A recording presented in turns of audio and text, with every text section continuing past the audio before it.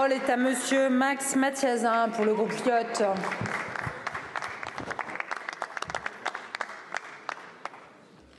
Merci Madame la Présidente. Ma question s'adresse au Premier ministre et j'y associe mon collègue Olivier Servat. Monsieur le Premier ministre, nul doute que des responsabilités seront à rechercher, mais aujourd'hui, il y a urgence. 16 morts déjà, dont 15 dans les territoires ultramarins, et plusieurs dizaines de blessés à cause des airbags défectueux de la marque japonaise Takata.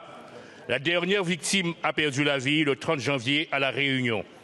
Et il me revient cette jeune fille qui disait à la télévision après avoir perdu sa mère, « Si nous avions reçu ce courrier 1 mois plus tôt, ma mère serait encore en vie. » Cela fait plus de 10 ans que l'on sait que ces airbags Takata ne sont pas adaptés aux climats tropicaux ultramarins. Ils se dégradent au fil du temps avec la chaleur et l'humidité, blessant ou tuant les automobilistes qu'ils sont censés protéger.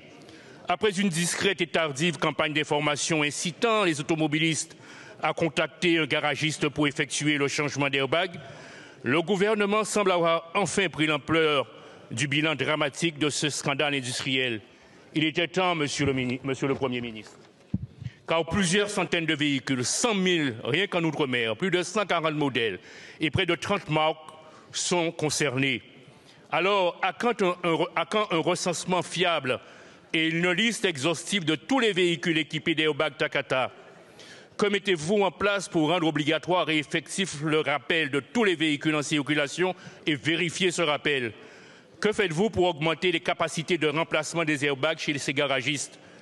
Dites-nous combien de temps sera encore nécessaire pour le remplacement des airbags sur tout le territoire national, à commencer par les Outre-mer qui sont exposés.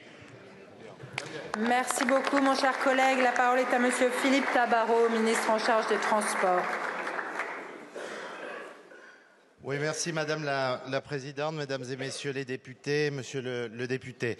Je vous remercie d'évoquer ce sujet si important pour l'ensemble de nos concitoyens et plus particulièrement pour nos compatriotes des territoires ultramarins. Je partage bien sûr l'émotion des proches des victimes dont le décès est imputé aux airbags de la marque Takata. Il s'agit d'un problème ancien et de nombreux véhicules de différents constructeurs, vous l'avez dit, sont équipés d'airbags de la marque Takata pouvant présenter un risque grave pour la sécurité des conducteurs. Un risque particulièrement aggravé dans les zones au climat chaud, humide et donc dans les territoires d'outre-mer notamment. Il s'agit avant tout de la responsabilité des constructeurs, mais les services du ministère des Transports sont fortement mobilisés pour faire accélérer le rythme des remplacements par les constructeurs des airbags incriminés. Nous avons encore besoin de fortement communiquer sur le sujet en Outre-mer pour que chacun puisse faire remplacer les airbags dans les meilleurs délais. L'État a lancé une campagne de communication début janvier. Nous mobilisons les réseaux de contrôle technique, les stations-service, vous l'avez dit, les assureurs via les organisations professionnelles pour les relayer auprès des conducteurs. Nous avons besoin de vous, élus des territoires concernés, pour relayer le message. Je tiens à rappeler que la réparation est gratuite et rapide. Nos services ont demandé en décembre 24 à l'ensemble des constructeurs concernés en Outre-mer de rappeler avant le 15 février l'ensemble des véhicules qui ne feraient pas l'objet d'un rappel effectif et de mettre en place un stop drive. En France métropolitaine, le sujet est prégnant également, vous le savez. Stellantis notamment a lancé plusieurs mesures l'année dernière et en ce début d'année après intervention de mon ministère. Mes services continuent à maintenir la pression sur l'ensemble des constructeurs concernés afin de les obliger à prendre toutes les mesures nécessaires pour la sécurité de nos concitoyens.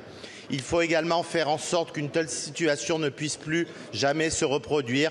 C'est pour cela qu'une mission d'inspection voit le jour pour renforcer les prérogatives de nos services vis-à-vis des constructeurs. Je suis pleinement mobilisé et je recevrai prochainement les familles des victimes et leurs conseils pour que cette situation cesse. Merci beaucoup, Monsieur le ministre.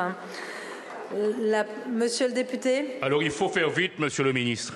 Et je m'adresse là au gouvernement parce qu'à chaque fois que nous prenons notre véhicule dans les Outre-mer, nous jouons à la roulette russe avec notre pays, avec notre vie, parce que vous savez que les transports dans ces régions ne sont pas très développés. Merci. Merci.